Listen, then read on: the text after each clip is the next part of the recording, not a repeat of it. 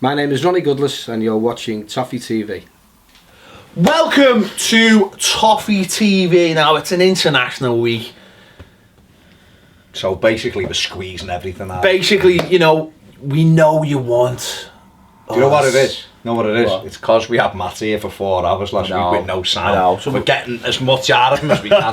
So, we were thinking, right, what can we have a chat about? We asked loads of people on Twitter what they wanted. A lot of the things we've spoken about already. We'll come back to those subjects. But one of the things that was said was, you know, we've seen in the last few games is the team, is it as good as we think it is? Or more importantly, are told it is? Because we've been getting told it's the best squad since the 80s. But is it that good? Is it that good? Generally, is it that good, Baz? Well, it's hard to... potentially it looks good. You look at the players. I know we're going to go through them in a minute. So you think, yeah, it looks good. But I just look and think, results at some stage determine how good your side is. It's great, you know, you've got a lovely looking car, but if it can only do 10 miles an hour, what's the point of it? And that's the kind of thing, you look at it and go, yeah, but, you know, we've only won X amount of 4 home games. If it's that good, would we have won 4 home games out of 16? Yeah. You know, that's embarrassing to start it. So the question you have to ask is, are we being ill-informed? Are our eyes deceiving us?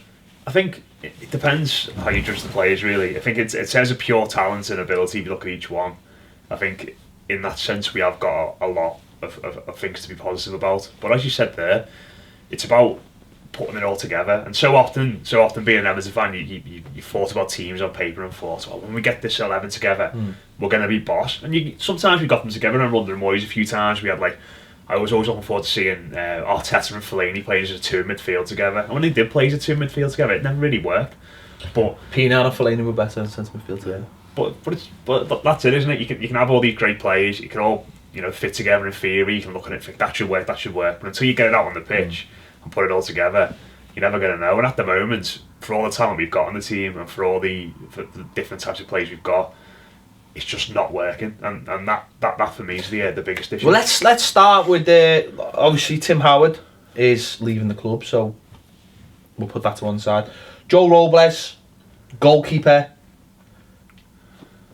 He hasn't had that many games, obviously, because Tim Howard's been in goal. But do you think he's good enough to be the number one? To be the number one next season, do you think he's good enough? I mean, we've banged on about giving him a chance, haven't we? And he's got it now, he's kept the shirt. And I think at times he's looked good enough. You look and you think, yeah, you know, he's 25, he's a good age, he's a big, he's got a big frame about him and you think he could go on. But then I just see some of his decision making and it worries me. He's not commanding enough at times and you think, I think personally, if they could get someone like Begovic, that Timo Horn from Germany, someone like that, who the other crowd are going at, one of those kind of keepers, I think I'd be more I think I'd be more inclined to go after one of them and let them kind of fight. I have to say I'm a little bit on the fence with Joe as whether he is the number one. I think he's a good keeper, but is he the one if we're going to go up a level?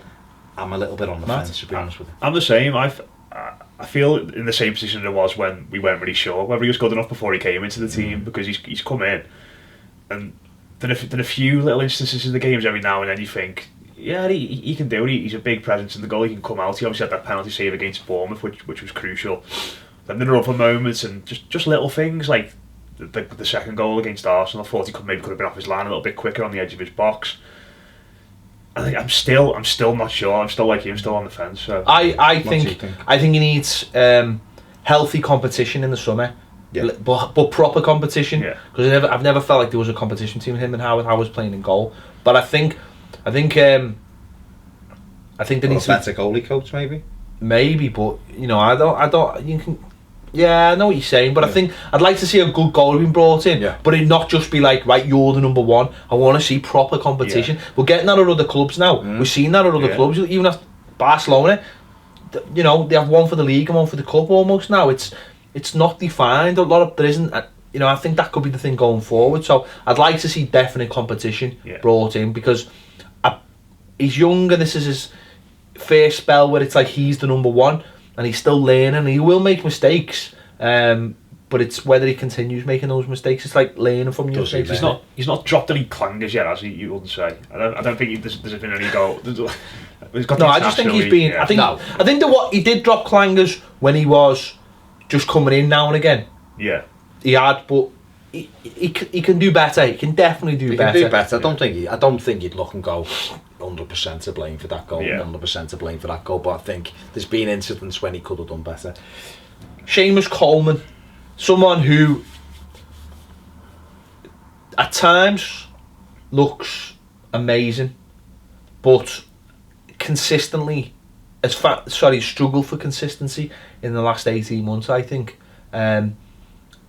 For me, we need to go and buy another top class right back, because it's all like coming out and going, well, the Sam Byron thing, but I think you need pressure on players, and I think that's a position I'd definitely be looking to strengthen him. Yeah, I agree. I think I've got no doubts whatsoever when he's on his game. He's still, for me, one of, if not the best right back, one of the best right backs in the Premier League, no question about it. Attacking wise, he's fantastic. Defensively, he still doesn't press the ball enough, doesn't close down. If he stopped crosses, he'd be ideal. But I think we can do better in terms of having backup for him. At the moment, his only threat is John Stones, who doesn't even want to play there. So we definitely need another right back to put pressure on, because that, I think, be honest, Seamus hasn't. He had Tony Hibbert, who wasn't really a threat, was he? Because Hibbert's coming towards the end, so we need someone who is going to give him a kick up the arse and get him back to the level he can play at. I've been really disappointed with him this season. Really disappointed. You think back to that first season under Martinez, and he was superb then, wasn't he? Obviously won the Player of the Year, chipping in with goals, getting down the byline a lot, and his final ball has really gone poor. And it seems as though so often in games now, it seems as though teams have kind of sussed him out a little bit, because he'll just get shown inside, and the amount of times, and even in that Arsenal game, the amount of times he'd come inside, he was on his left foot just going across the edge of the box, and you're thinking, he's not really dangerous in those sorts of positions. I think he needs to find a new way of attacking, a new way of getting himself involved in the game, because teams seem to have realised what a threat he is going forward and kind of stem that threat. So it would be good to see him have some proper competition. It's a shame that Branningan got injured, because he was doing a decent job there in the season, even though he's not a proper right back. But it would be nice to see somebody go on and push him. I think we can definitely do better there. Better than Coleman? Oh, I think we can, certainly. Listen, my expectations now. I completely my agree. expectations now I still think, for me, he's still one of the best right backs around. I've got no, but I'm like, I know exactly what you're saying. If it's no good, if he's not consistent, if his level ain't good enough, then he has to come out. On this day, if we can push him back to where he was, then there's no one for me. There's not. So let's move on. Phil Jagielka. Thoughts on him this season? I think he's been. I thought he started well, and then he dropped off. Then he kind of recovered a bit, and then the last few games, I thought he was poor against West Ham. I thought he was poor at the weekend. Really, he was very good though against Chelsea, which again makes you go like that. I still think he's a very good defender. I think. Yeah, I wouldn't be throwing him out at the moment. I think he can still do a good job, Jax, for me. Yeah, I'm pretty sure just agreeing with you every time. No, but it's just, I want to see him do more in a captaincy sense as well. I don't want him to be captain. I don't want him to be captain. He's done with captaincy for me. If he's still got the armband, I want to see him do more in a captaincy sense. While he's got that armband, I want to see him. But what about him just as a defender, though, Matt? Forget the captain. He's a rubbish captain, so let's forget that. But I think if he's got cover, it reminds me a little bit of John Terry last season with Chelsea, when he had cover and he had players in the team who sat in front of him and were. He had Aspilicueta on the left, he had Kale next to him, he had a holding midfielder in front of him, and he looked brilliant because he had support and he was just heading everything away. And I think when we've gone to that pragmatic system this time of the season, we've got Cleverley on the left, two holding midfielders, Galloway at times at left back as well. He's done okay there, but when we've played this mad, frantic, end-to-end football, he does get exposed at times, I think, and that's natural. It's going to be, he's. But also, he's had injuries, and also the partner next to him keeps changing, and it's young, experienced players. Which one is obviously John Stones? I think he should be in the team at the moment. I'm absolutely just winding him up that he's not in the side. The man who built him up is happily knocking him down. He's basically pushing. He's not pushing the lad out. The lad obviously has got huge ambitions, but almost feels like he's paying the price for having ambitions now with this manager. He's a tremendous player, tremendous footballer, but unfortunately, the lad went too far because he was allowed to go too far. He should have been reined in, and he wasn't, and now he's paying the price for doing that, and I don't understand that. For me, I don't understand. I think John Stones got potential. We all said it. We've sat here so many times. Look at this player we've got. He's amazing. Barcelona, Real Madrid, all these top teams, and now we can't even get in this team, and we're shite at the back. And I don't understand that. I can't get my head around that at all. We've conceded 5 goals in the last 3 games, and it'll be interesting if he gets back in the team.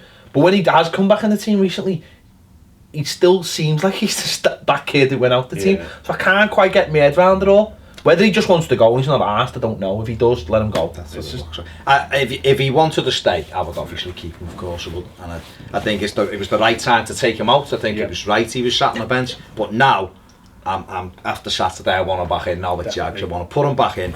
But I want him to come back in as a defender. Forget all the ball playing shite. Get back in as a defender. Do the defending first, and then when you can play. Don't be the player and then the defender secondary. Be the defender and then the player secondary. I think the playing part comes naturally to him. I don't think he needs to try and but do you it. Think he overplays? Yeah, he now, does. Yeah, He was. The thing that made him so good is he had that balance really good in his first 2 seasons when he came, and he knew.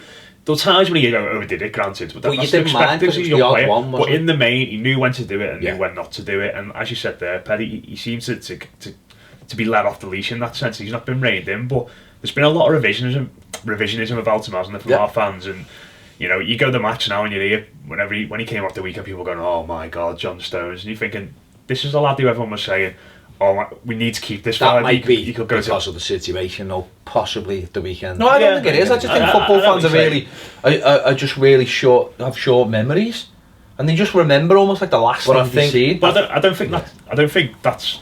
You know, that's like a stick to beat some football fans with. Oh, you're fickle. But I think when this team and you look at it and the way they go from one to the other, I don't think there's anything wrong with being fickle. And I don't say it's fickle. I'm not saying it's fickle. I'm just saying sometimes you're left with the last impression you had of someone. But I think the thing for me with John Stones is he's infuriating because you know how amazing he can be. He's like a kid who's just allowed to do what he wants. Yeah. But the managers and the coaching staff. I've got to be to blame, surely. We were saying off camera earlier, it reminds me of Ross Barkley in his second season. Martinez took him out the side for a bit, brought him back in, played him on the left, played him on the right, dropped him into a deeper position. He didn't give him a run to get his form back in the team at all in the season. And you look at Stones the last few weeks, he played it right back at City, he's played in a back 3.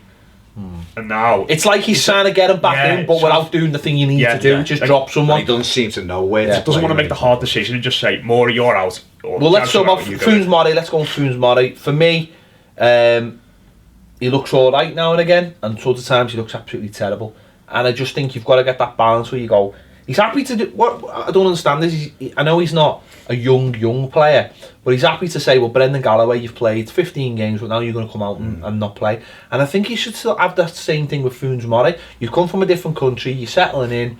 There'll be games where you look good, games where you're not so good. Let's take it out the final line now and again. And I think he's left him in too long at times. I think there's a player there, you can clearly see the player, but you can also see the player that Tim Vickley was talking about, where he's saying there's some mistakes there. And like we spoke about before, it's almost having that, like, there's a cockiness to him where he wants to, you can tell he's a frustrated centre forward, Foons Mori. He wanted to be the best player in the playground and wasn't, so he went and played centre back.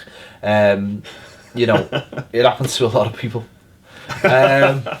So it happens, and I think the manager needs to get ahead of that. Seen at the weekend him running for 20 yards into a space where he should never have ever entered, or he's got to get ahead of that. And I think there is a player in there. You've just got to smooth out the rough edges, but you've got to smooth them out. You can't let them sort of fester. And it's like having 2 paths, isn't it? It's like going, like, if you go down the wrong way, you go so far away from the right path that you'll never get back. It's about getting back on track now. So there's a player there, and I think he could be a very, very good player. I just people just can't be fooled though by the sort of the fish shaking and the goals off corners.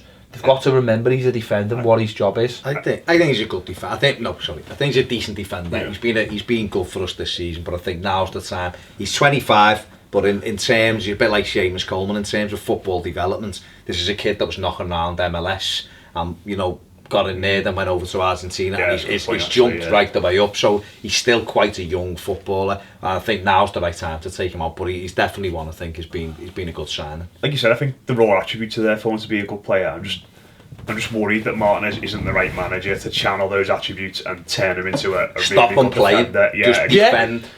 He's like the opposite. He's like the opposite of Stones. Tell him you want him to be a snidey, horrible South American defender. Yeah. I don't want him being trying to be John Stones. Can I just say that, and I know, sorry Matt for interrupting you, but one of the best I've seen him have was against Harry Kane, and in the first half against Spurs, it only tried to play the ball out and he kept giving it away. And at half time he seemed to someone must have said to him, just get involved in the physical with Harry Kane, and once he started kicking him up the arse, Kane didn't have a touch then for the rest of the game, and he was more comfortable, almost like he knows he couldn't play that day, so it was about getting the battle, and he done it last week with Costa. He didn't overplay, he just got stuck into Costa, and he looked 10 times better. And that's what he's good at, so I don't want to see him be trying to make into a player which he clearly isn't. Okay. Just accentuate the things he's good at. Let's move on. Leighton Baines obviously hasn't played that much football this season for injuries and then whatever else reasons. So let's just say injuries. Is he still, I mean, he's not the player he was 2 seasons ago. He seems to have been picking up more and more injuries over the last couple of years. He's just got the one niggly injury. Yeah, that's what I'm saying, But, is he missing the player in front of him? You're missing that Pienaar kind of player. Can he still do it defensively? For me, he's still the best left back in the club by a mile. For me, by an absolute country mile. He's playing through injury at the moment. He's going to have another op, I believe, towards the end, at the end of the season, and then they're hopeful that'll sort it. And I think then we get him a good pre-season, and he'll be back. He's 30 and he's fantastic. He might be going to the Euros.